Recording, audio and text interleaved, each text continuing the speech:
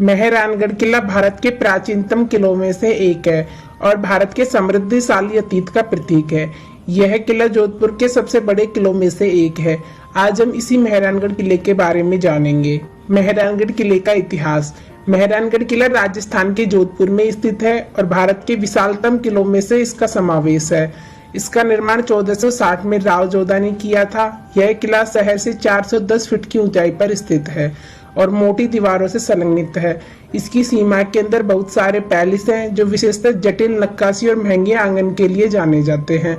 शहर के निचले भाग से ही किले में आने के लिए घुमावदार रास्ता भी है। जयपुर के सैनिकों द्वारा तोप के गोलों द्वारा किए गए आक्रमण की झलकियां आज भी हमें स्पष्ट रूप से दिखाई देती हैं।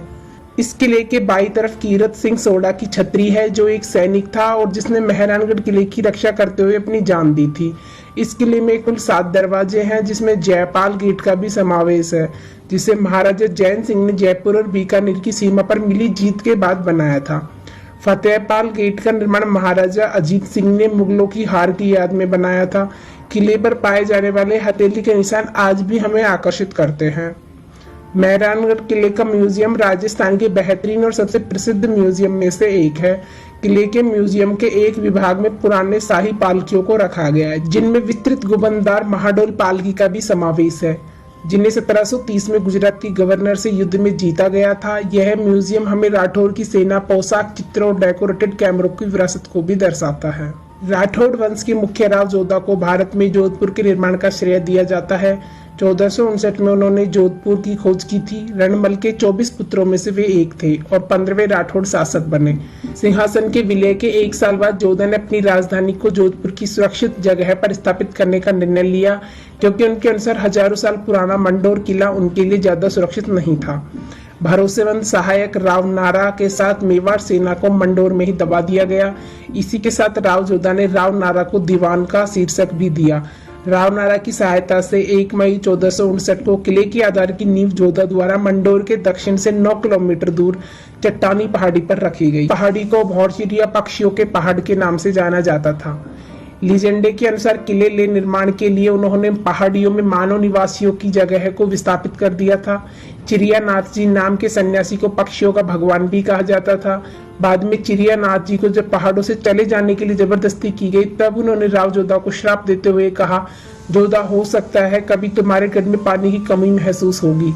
राव जोधा सन्यासी के लिए घर बनाकर उनकी तुष्टि करने की कोशिश कर रहे थे।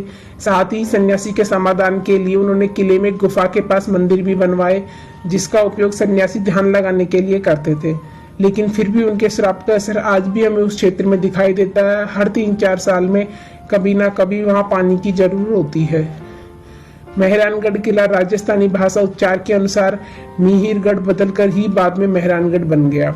सूर्य देवता ही राठौड़ साम्राज्य के मुख्य देवता थे। किले का निर्माण वास्तविक रूप से 1459 में राव जोधा ने शुरू किया था, जो जोधपुर के निर्माता थे। जोधपुर में मेवाड़ के जसवंत सिंह के समय के किले आज भी दिखाई देते हैं, लेकिन मेहरानगढ़ किला शहर के मध्य में बना हुआ है और पहाड़ की ऊंचाई पर 5 किलोमीटर तक फैला हुआ है।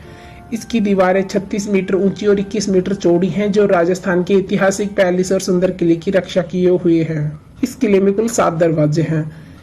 जयपोल। इसका निर्माण महाराजा मान सिंह ने 1806 में जयपुर और बीकानेर पर युद्ध में मिली जीत की खुशी में किया था। फतेहपोल। इसका निर्माण 1707 में मुगलों पर मिली जीत की खुशी में किया गया। डेढ़ कंगरपोल, जिससे आज भी तोपों से की जाने वाली बमबारी का डर लगा रहता है। लोहोपोल। यह किले का अंतिम द्वार है, जो किले के परिसर के मुख्य भाग में बना हुआ है। इसके बाईं तरफ ही रानियों के हाथों के निशान हैं, जिन्होंने 1843 में अपने पति महाराजा मान सिंह के अंतिम संस्कार में खुद को कुर्बान कर दिया था। इस किले के भीतर बहुत से बेहतरीन चित्रित और सजे हुए महल हैं, जिनमें मोती महल, फूल महल, शीश महल, सिलेह खाना और दौलत खाने का समावेश है।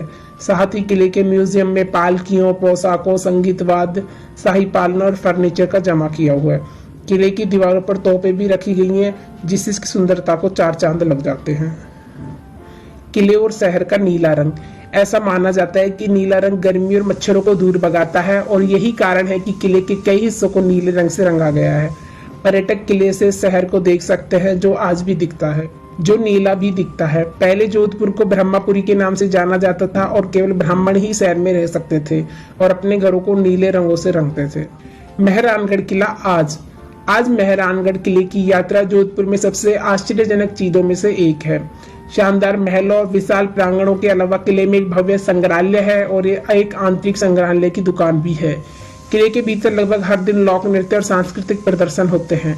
किले का एक अन्य प्रमुख आकर्षक चौकलाओ बाग है, जो 18वीं शताब्दी का एक खूबसूरत से बहाल उद्यान है, जो खुली हवा में चौकलाओ महल रेंस्त्रा का स्थान भी है। आप रेंस्त्रा में एक यादगार कैंडल लाइट डिनर का आनंद ले सकते हैं, जबकि एक तरफ रोशनी वाले किले और दूसरी तरफ शहर के शानदार दृश्यों का आनंद ले सकते हैं। अगर आप एडवेंचर के शौकीन हैं तो किले में जिप लाइनिंग भी ट्राई कर सकते हैं। हर साल अक्टूबर के महीने में 5 दिनों के लिए किले में राजस्थान अंतर्राष्ट्रीय लोक महोत्सव मनाया जाता है।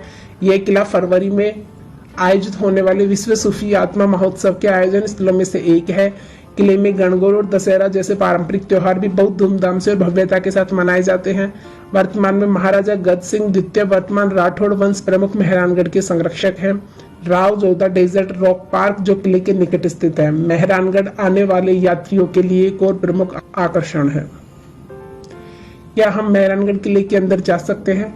मेहरानगढ़ किला प्रतिदिन जनता के लिए खोला जाता है। गर्मी का समय 8 से 1 बजे और 2 से 5 बजे तक, सर्दियों का समय 9 से 1 बजे और 2 से 5 बजे तक है।